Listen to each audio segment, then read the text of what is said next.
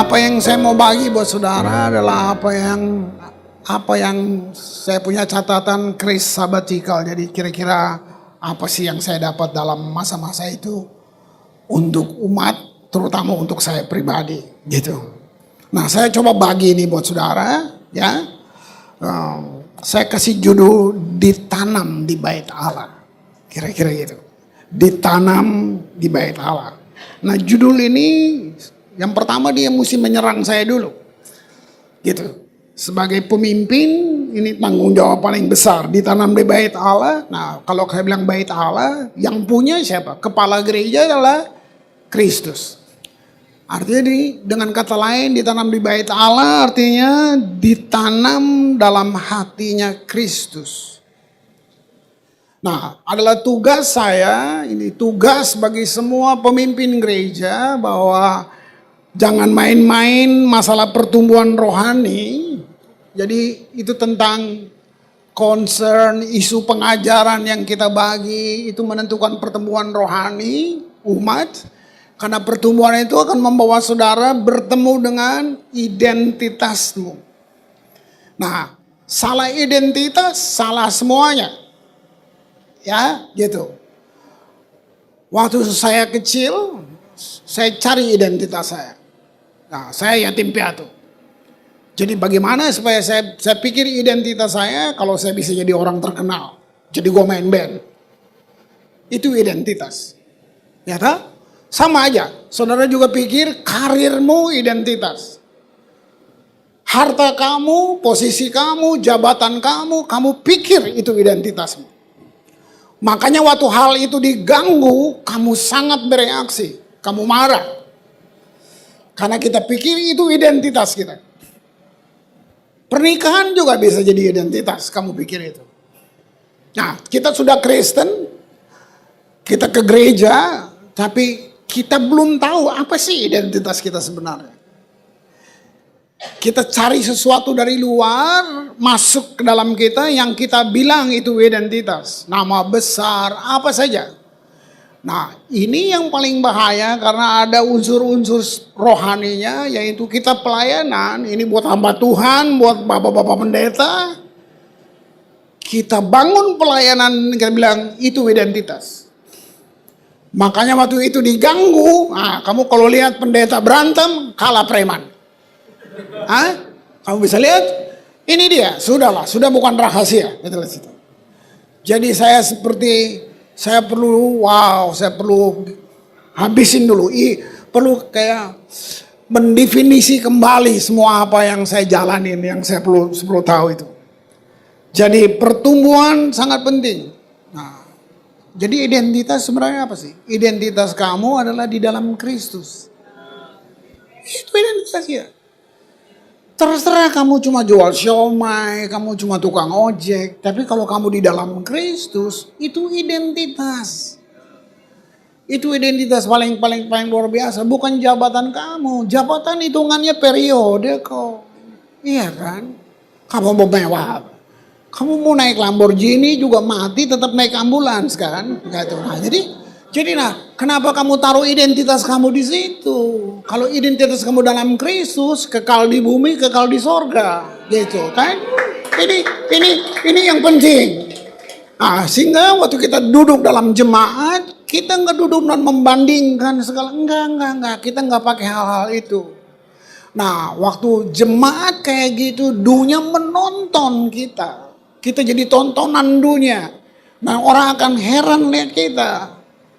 Nah, ini PR buat kita semuanya, ya. Jadi bukan.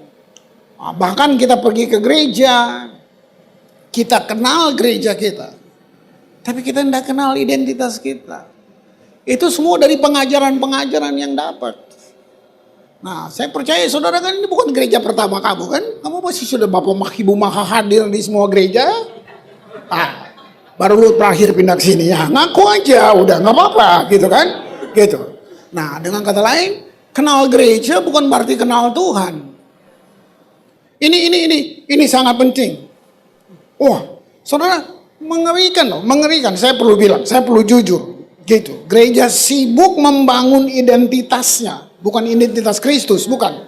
identitas gereja atas nama organisasinya, sinodenya, ya kan? Gitu. Akhirnya orang kenal nama gerejanya, sinodenya, kelompoknya, tapi bukan Kristus. Bukan. Sering kalau kita nggak punya visi, kita akan bikin visi kita sendiri, lalu kita kasih ayat di dalamnya, kan gitu. Sudahlah. Gitu. Nah, tuh kayak gitu. Nah, orang pergi ke gereja, tapi akhirnya dia nggak kenal Tuhan, dia cuma kenal gerejanya aja, gitu. Nah, waktu hal ini terjadi, maka agama yang ambil alih.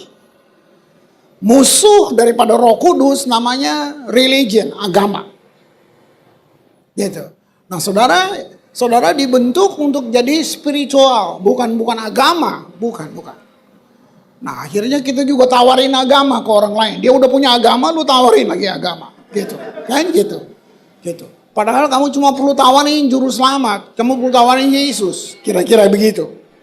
Nah, mari kita lihat satu ayat. Nah, ini yang saya bilang masa-masa perenungan saya dapat penyegaran kembali. Mazmur 92 ayat 12 sampai dengan 15. Oke.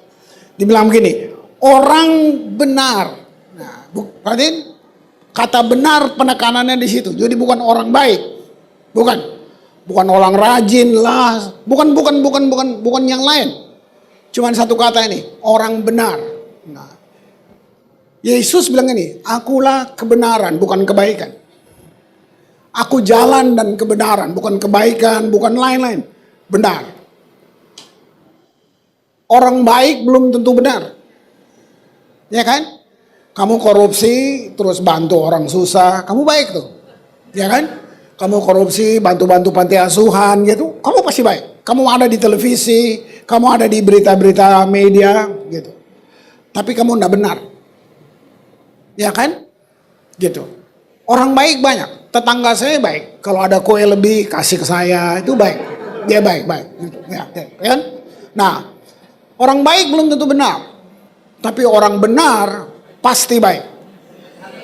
Nah, di sini bedanya. Jadi kalian penekanan sini. Dibilang ini orang benar akan bertunas seperti pohon korma, akan tumbuh subur seperti pohon aras di Libanon. Kenapa Tuhan tidak pakai pohon yang lain sih? Tuhan lebih, bagaimana kalau dia buat sesuatu dalam kitab suci itu nggak sembarangan. Ya, tentu riset, tentu bedah literatur, tapi satu kali saya lupa saya pimpin tour yang keberapa gitu, sampai di Israel ngobrol-ngobrol sama local guide-nya kan gitu. Baru dijelasin tentang korma. Waktu dijelasin bahwa korma nggak seperti kamu tanam jagung. Ternyata karena ini lahannya padang gurun, siang panas sekali, malam dingin sekali, perubahannya seperti itu. Dan situasi padang gurun itu, kalau kamu lihat ada gundukan tanah di sini, nanti besok lu nggak lihat dia di situ lagi. Dia udah pindah ke situ. Kenapa? Angin bisa bawa dia, dia pindah ke tempat lain. Nah, sebab itu cara mereka menanam korma nggak kayak cuman taruh begitu aja. Mereka mesti gali lubang, taruh bibitnya, baru dia tekan dulu pakai batu, baru ditutup dengan pasir lagi. Nah, supaya walaupun angin berputar di atas, dia nggak bergeser. Oh, rupanya gereja akan seperti itu. Kita hidup di dunia yang bisa berubah-ubah, angin pengajaran, pengaruh macam-macam. Tapi gereja, Tuhan mau kamu seperti korma. Ada tekanan kudus, bukan tekanan karena lu punya utang, itu salah lu sendiri gitu kan. Gitu. Bukan tekanan-tekanan yang kita bikin, bukan. Ada tekanan kudus yang Tuhan buat untuk kepentingan gereja sendiri, kepentingan orang percaya. Ada tekanannya di bawah. Nah, baru lihat begini caranya ya, atau prosesnya korma bertumbuh. Akar masuk lebih dulu. Akarnya bertumbuh dulu ke bawah. Kenapa? Dia cari air. Dalam kehidupan Kristen ada dua hukum di dalam saudara. Ya, gitu. Jadi kasih karunia, saudara mesti lihat hukumnya begini. Ada hukum yang kelihatan dan yang tidak kelihatan. Nah, yang tidak kelihatan disebut akar. Akar enggak kelihatan, dia bermainnya di bawah, gitu. Dia tumbuh ke bawah, dia turun ke bawah, sampai dia ketemu air. Nah, disitulah baru dia supply seluruh kemampuan, seluruh makanan dia supply ke atas. Nah, baru korma tumbuh. Waktu korma tumbuh, batu yang nekan dia tadi pecah. Pecah. Kenapa? Akarnya udah kuat. Nah, bergereja bukan cuma hadir gitu aja, penuhin absen gitu, bukan. Tapi saudara mesti ngerti, makanya bukan ke gereja. Kata ditanam artinya gini, menjadi gereja. Kamu adalah bait Allah. Jadi kamu bukan ke gereja, kamu harus jadi gereja. Nah, sebab itu memang mesti berdoa. Gereja ini ajar apa buat saya? Saya bertumbuh nggak di sini? Nah, sudah lihat begitu pucuknya tumbuh, batu itu pecah dan korma naik. Dia naik. Waktu siang panas terik, dia nggak bodoh amat, dia naik terus. Nah, apa yang ada di sekitar pertanahan padang gurun itu, ada kalajengking, ada ulat, ada semuanya. Korma nggak peduli, dia nggak naik. Ada kalajengking, masuk lagi. Enggak. Dia naik aja terus. Dia naik terus. Kenapa? Karena akar supply kehidupan buat dia. Terus malam dingin dia naik terus. Malam panas lagi dia naik terus. Sampai dia rindang banget. Daunnya bisa menjadi perteduhan. Itu kayak payung buat kafilah-kafilah yang berteduh di bawahnya. Nah, buah korma itu beli energi buat orang yang makan. Nah, artinya gini, coba lihat alegorikan ini. Kalau kamu orang benar, gereja orang benar, kamu menjadi payung buat semua orang yang ada di sekitar kamu. Kalau itu kamu di kantor, kalau itu kamu di sekolah, di mana aja, kamu seperti covering, kamu kayak payung buat orang-orang, buat teman-temanmu. Nah, ini yang belum terjadi. Sebenarnya Tuhan bukan lagi tangisin dunia yang mau hilang, yang berdosa ini. Tuhan lagi tangisin gereja. Karena dia bayar mahal gereja dengan darah dan nyawanya dia. Tapi gereja belum berfungsi seperti yang dia mau. Dia lagi tangisin gereja. Bikin apa aja kalian. Kira-kira gitu. Kamu bayangin. Unta-unta duduk di situ. Semua berteduh di situ. Bayangin dia jadi perlindungan banget. Itu korma, saudaraku.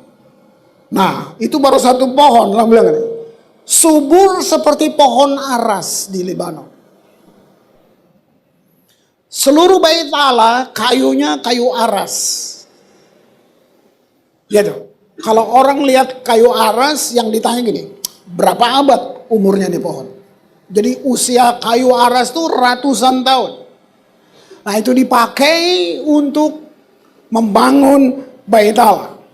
Nah, artinya kita gereja itu, saudaraku, gereja yang bisa menempuh badai apa aja dalam kehidupan ini. Ya, saya terkejut waktu saya ada di kelas, gurunya ngomong begini, saya lebih percaya gereja daripada pemerintah. Saya kaget. Nah, saya perlu baca lagi Alkitab, bilang, benar. Benar, saudara. Saudara mau tahu, gereja tuh sistem pemerintahannya udah 7.000 tahun. Sejak Tuhan bangun Adam dan Hawa di Taman Eden, itu gereja. Mari saya bilang, itu keluarga pertama, Adam dan Hawa. Terus iblis tipu dan hancurkan mereka, dan dia pikir habis nih keluarga. Tuhan gak keringat dingin, menyesal. No. Dia ketawa aja, dia bilang tunggu, saya akan bangun keluarga yang alam maut tidak bisa menguasainya. Nah, apa keluarga yang kedua? Namanya gereja. Keluarga pertama di Taman Eden hubungannya hubungan darah.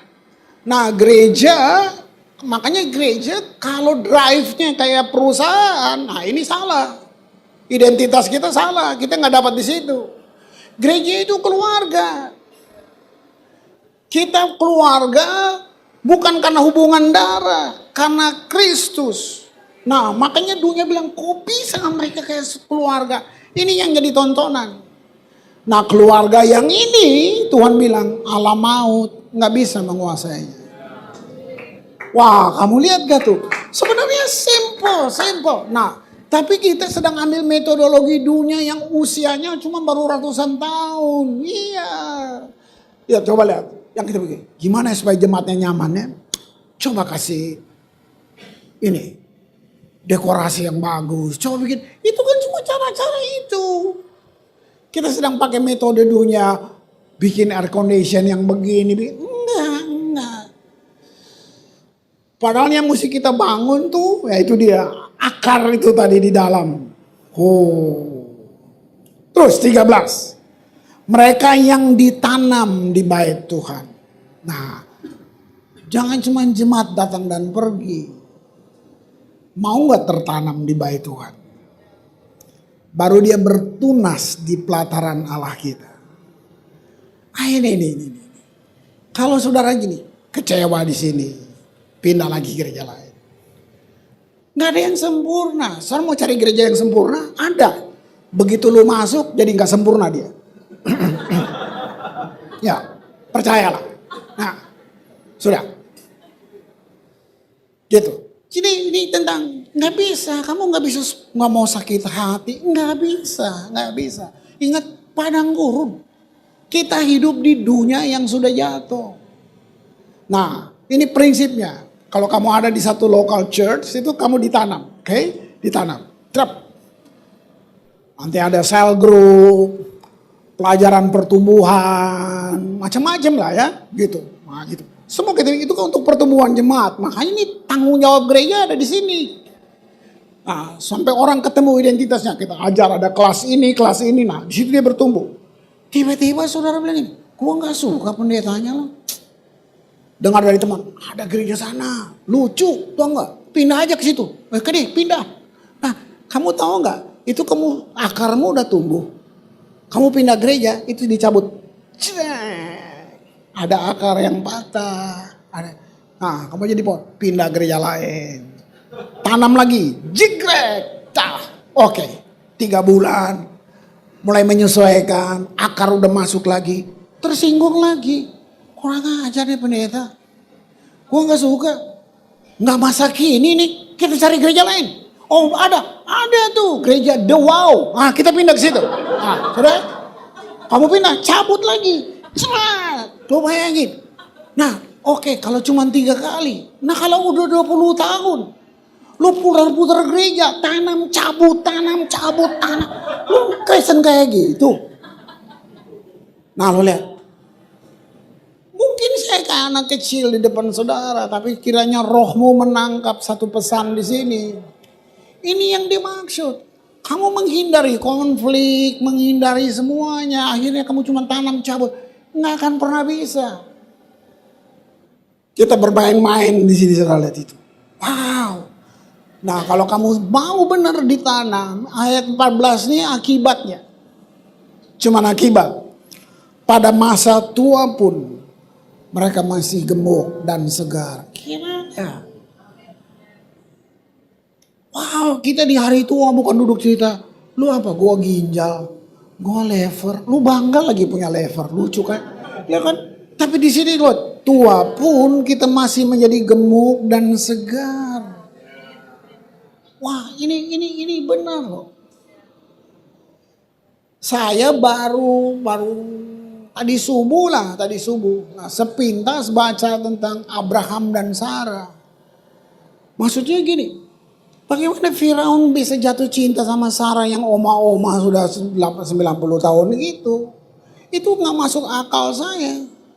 Tapi saya melihat begini, waktu mereka hidup dengan iman itu, lu gak perlu ke dokter. Itu Tuhan dokter dari segala dokter. Dia bisa bikin Sarah begitu fresh. Sampai masa raja buta sih, masa raja goblok sih saudara saya. Sampai dia bisa jatuh cinta sama nih oma-oma, lo bisa bayangin gak? Berarti Sarah bisa begitu di usia tuanya dia bisa fresh kayak anak kuliahan gitu kan? Lah mungkin lo boleh coba pikir baik-baik. Coba. Ada apa? Sampai Raja Fasik itu bisa Abraham sampai takut, dia bilang, lu jangan bilang gua laki lu ya. Bilang aja kita saudara.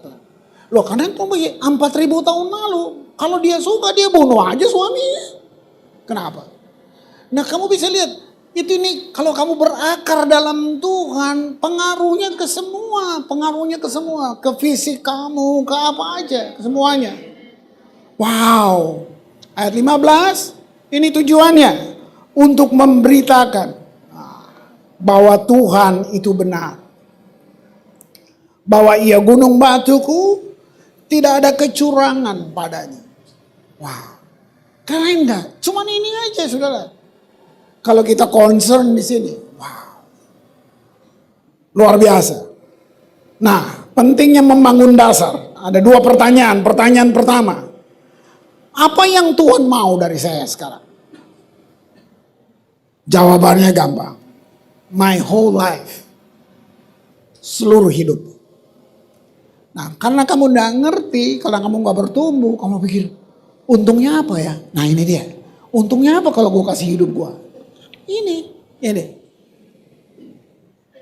Itu karena kurang pengajaran kita kayak gitu. Ya. Sorry.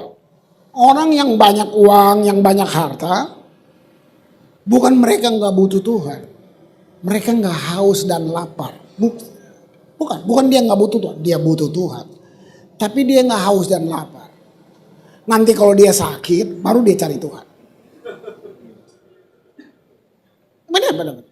Nah, ini poinnya di sini. Bukan orang nggak butuh lah, gitu. Cuman dia nggak haus dan lapar. Gitu. Nah, ini yang dibilang nggak seluruh hidup kamu kasih. Nah, karena kita ada pikir untung ruginya, dapat apa ya saya, gitu. Nah, itu karena kurangnya pengajaran. Gitu. Kamu cuma beragama, gitu. Kayak gitu. Nah, pertanyaan kedua. Apa harga yang harus saya bayar? Ya kan? Gitu.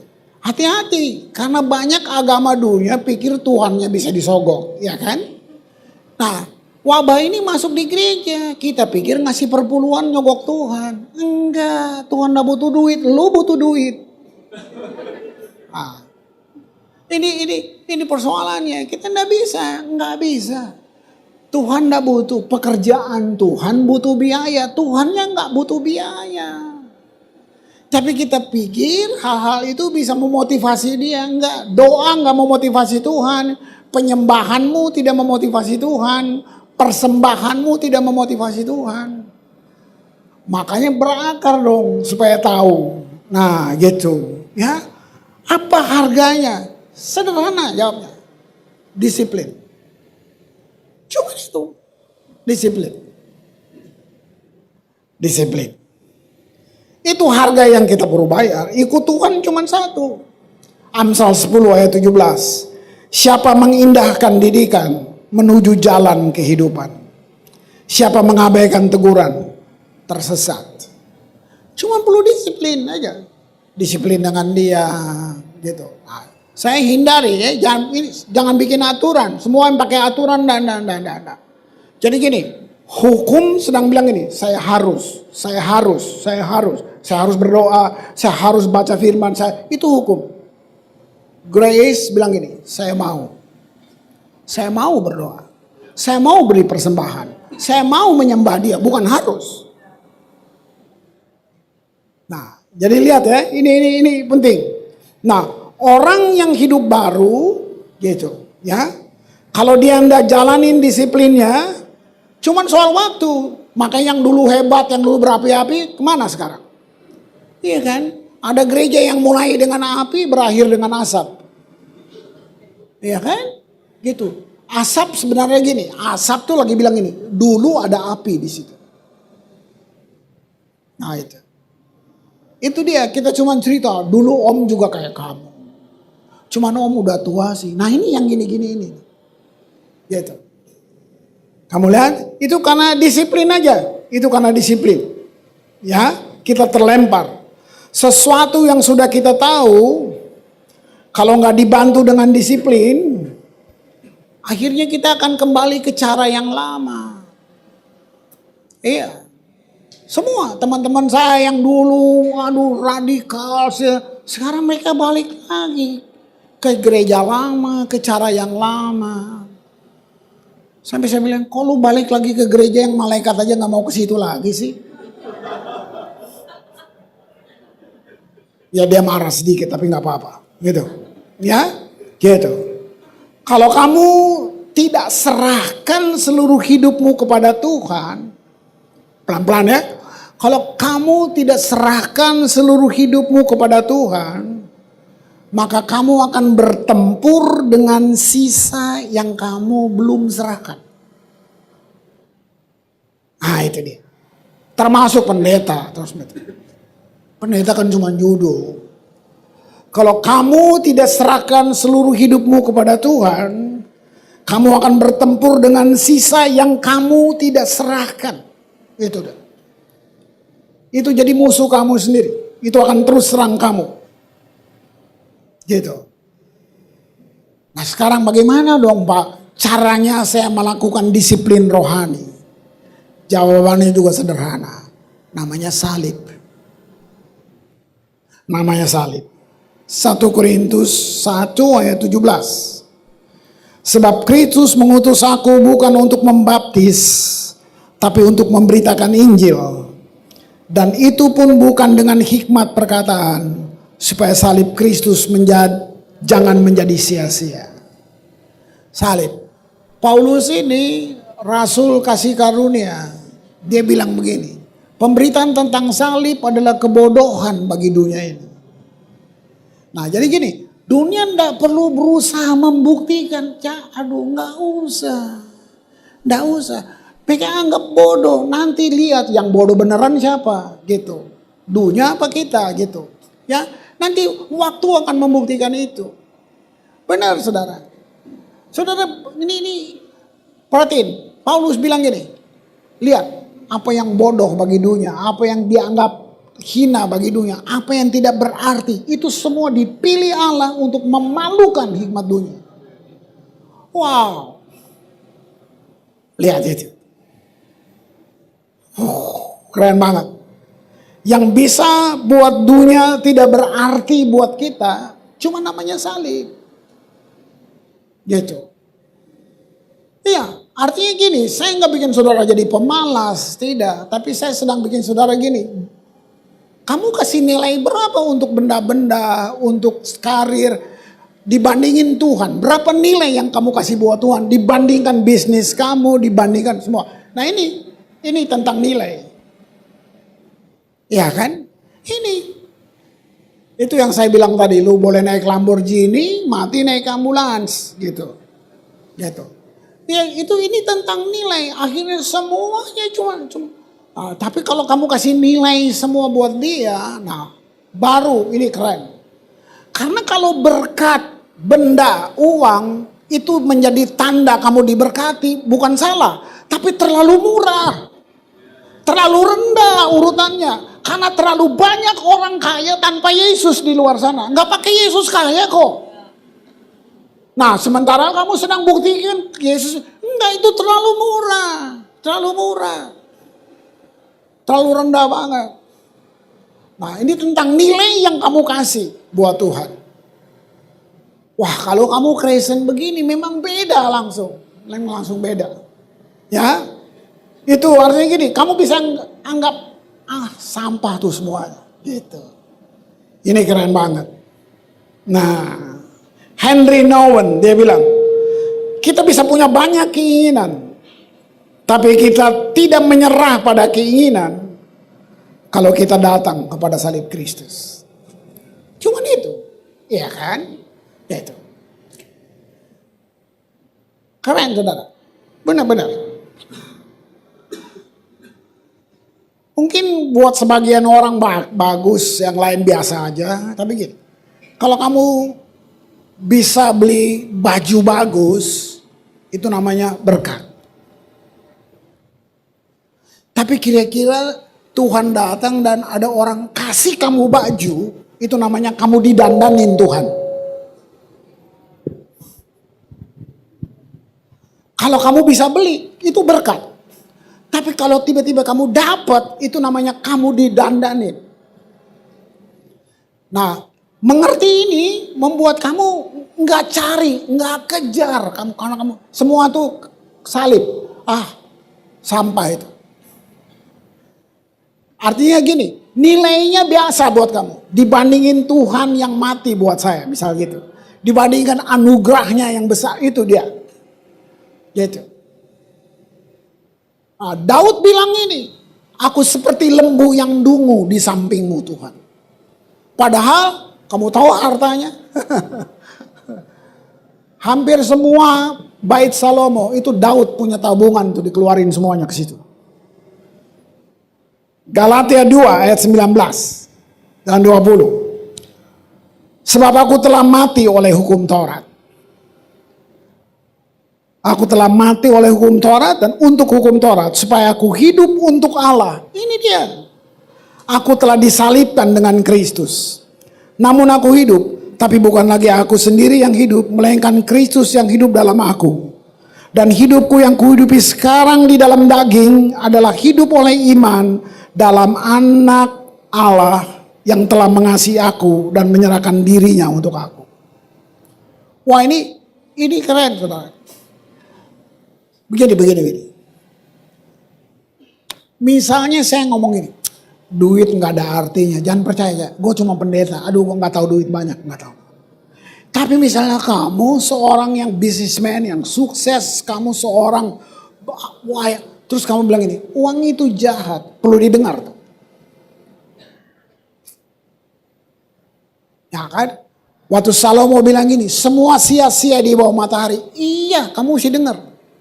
Penghasilan emas dalam setahun 666 talenta. 1 talenta 34 kilo. Kali 666 kali 40 tahun. Jebol lu punya kalkulator. Gua mau kasih tahu. Jebol. Dia bisa bilang sia-sia. Itu bagus. Nah, ini maksudnya tadi. Maksudnya di puncak kejayaan kamu, terus kamu berdiri bilang, ini karena Tuhan. Mari gue bilang, everybody look up. Semua orang akan dengar lu ngomong.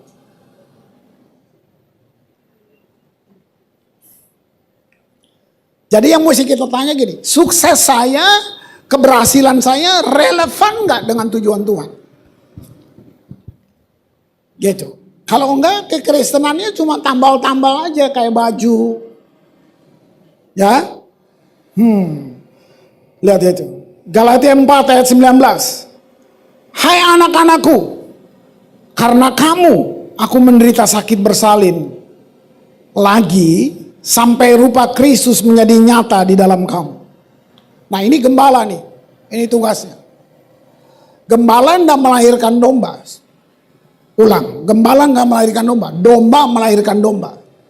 Gembala mengurus domba. Ajar dia. Kasih tahu semuanya. Tunjukkan jalannya buat dia. Nah, domba melahirkan domba. Ini yang benar, saudara itu. Apa tujuannya? Sampai rupa Kristus menjadi nyata. Dunia tuh lagi tunggu ini. Lagi nunggu ini. Gitu. Terakhir. Jangan panjang-panjang, habis ini kita nyembah lagi ya. Ulangan 32. Nah, ulangan 32 biasanya habis ulangan ujian. Oke. Ya. Ayat 9 sampai 12. Gitu. Tetapi bagian Tuhan ialah umatnya. Wih, keren banget. Ya, pastikan saudara dan saya di situ. Yakub ialah milik yang ditetapkan baginya. Sebentar. Yakub itu arti namanya penipu. Dia penipu. Jadi kalau ada yang nama Yakub di sini, saya harap kamu ngerti aja. Oke? Gitu. Dan ini jujur banget Tuhan. Kamu tahu bagaimana Tuhan bereskan Yakub? Dia tipu bapaknya, dia tipu abangnya, seperti namanya, dia penipu. Cara Tuhan beres, kalau saya pakai ilustrasi tadi pohon ara, dibawa kepada fellowship. Jadi tujuan kita berfellowship di gereja tuh untuk kita membereskan satu dengan yang lain. Ini keren banget. Ya pernikahan, teman sel, ini semuanya. Sampai kita punya hubungan tuh nggak ada yang pakai topeng. Wah keren banget. Nah Tuhan bereskan Yakub dipertemukan dengan mertuanya namanya Laban. Ah kalian tahu? Siapa Laban? Kalau Yakub penipu, Laban jenderalnya tipu. Baca Alkitab, kamu akan dengar. Itu cerita paling jujur banget. Yakub tipu Laban, Laban tipu Yakub lagi. Yakub tipu Laban, Laban tipu. Mereka baku tipu 20 tahun. Oh Tuhan, saya berdoa supaya lu gak ketemu mertua kayak gini, oke? Gitu. Nah bayangin, sampai pernikahannya pun ditipu. Dia cinta Rahel, dia kerja 14 tahun buat Rahel. Oke, siap, setuju. Duduk dengan Rahel di pelaminan. Bangun pagi jadi Lea. Gimana tukernya tuh, coba lihat itu. Bayangin, sampai di posisi itu dia masih ditipu. Tapi kamu bayangin, kamu lihat Tuhan salah kan? No. Kamu tahu Allah bilang siapa? Aku Allah Yakub. Dia gak malu. Keren gak tuh? Keren gak? Nah lihat ini, baca ini ya. Bayangin, didapatinya dia di satu negeri ayat 10 ya, di padang gurun, di tengah-tengah ketandusan. Itu kita semua. Dan auman padang belantara. Itu kita, dia temuin kita dalam hidup yang kayak gini. Dikelilingi dia, diawasinya, dijaganya sebagai biji matanya. Saudara, kalau lu tahu lu biji mata Tuhan, tapi Pak saya gak kayak dia, saya cuma usaha kecil-kecilan. Apa? Jual siomay. Kalau lu biji mata Tuhan, itu siomay karismatik. Keren gak? Keren gak? Kamu bisa lihat nih, dijaga seperti biji matanya. 11, laksana Raja Wali. Waduh, mengembang bangkitkan isi sarangnya. Melayang-layang di atas anak-anaknya. Mengembangkan sayapnya, menampung seekor dan mendukung di atas kepaknya. Jadi lagu kita salah, bukan di bawah kepaknya, enggak, di atas. Mana gambar Raja Wali? Coba kasih lihat gambar Raja Wali. Ya? Wow. Ada nggak gambar Raja Wali? Nggak ada. Oh, ya sudah. Ya. Demikian Tuhan sendiri menuntun dia. Jadi kita lagu kita bilang di bawah kepak. No, Raja Wali taruh anaknya di atas ini. Baru dia terbang. Cara Raja Wali melatih anaknya terbang, dia goyang sangkarnya dulu. Sangkarnya goyang karena dia mesti bisa terbang. Satu-satunya dia bilang Raja Unggas. Unggas yang bermain sendirian.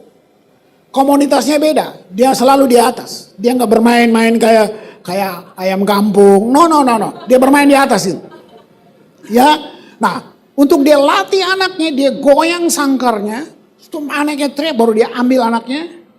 Dengan cakarnya, dia lepas. Baru lihat anaknya teriak ini. Wow.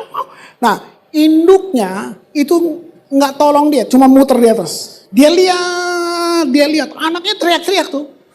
Padahal itu lagi latihan. Tahu nggak? Mata Raja Wali, dibilang 70 optical zoom. Jauh dia bisa lihat, dia bisa tahu itu ular dari tinggi, dia bisa lihat itu ular. Dia lihat. Nah, begitu anaknya kepayahan seperti kilat dia turun, dia sambar, angkat anaknya di punduknya ini naik lebih tinggi dari yang pertama. Nah, ini buat kamu lihat cara Tuhan bawa kamu dalam kedewasaan. Baru dia lepas lagi, udah lumayan bisa terbang, tapi masih takut. Ibunya putar, dia apa? Nah, dia lihat aja, jangan coba-coba lu ganggu anak gua. Ya. Itu dia putar, cuma mau lihat. Berani ada gangguan, mati loh. Dia cuma putar. Begitu lihat anaknya kepayahan, dia turun lagi, dia sambar, naik di punggungnya, naik lebih tinggi dari yang kedua. Waktu terakhir dia lepas anaknya, sudah nggak ada keluhan, cuma ada pekikan. Apa itu? Pujian penyembahan. Orang Kristen berhenti mengeluh waktu kamu berakal tadi, saudaraku. Wow, kamu bisa lihat. Mari tim worship, kalian berdiri di sini. Disinilah kamu beda antara anak dan hamba. Dia bilang, kamu anakku. Anak itu identitas. Sementara hamba cuma status. Kalau Raja Walinya udah tua, bulunya harus ganti. Parunya bisa harus ganti. Dia pergi ke air terjun. Dia buka sayapnya gini. Baru air itu, derasnya air terjun itu turun untuk rontokin semua kulit-kulitnya. Apa air terjun? Roh Kudus. Gereja ini sangat percaya, bukan hanya percaya, tapi kita bukan tahu Roh Kudus. Kita mau hidup di dalam Roh Kudus, kita mau dipimpin oleh Roh Kudus. Saya dari background Calvin, Protestan Calvinis. Kita tahu Roh Kudus, cuman tahu. Kita begitu tertib sampai Roh Kudus kita tertibkan juga. Kamu bisa lihat. Nah, setelah rontok bulunya, dia ngapain nih induk Raja Wali? Kamu riset aja, cari Raja Wali. Kamu dengar apa yang saya bilang? Dia akan naik ke puncak paling tinggi untuk lihat matahari. Ini kan udah botak semuanya. Dia buka lagi saya. Dia lihat matahari. Kamu tahu berapa lama kamu lihat bulu-bulu yang baru keluar? Dan dia bisa hidup 70 tahun. Apa bulu-bulu yang baru? Apa matahari? Terang Kristus.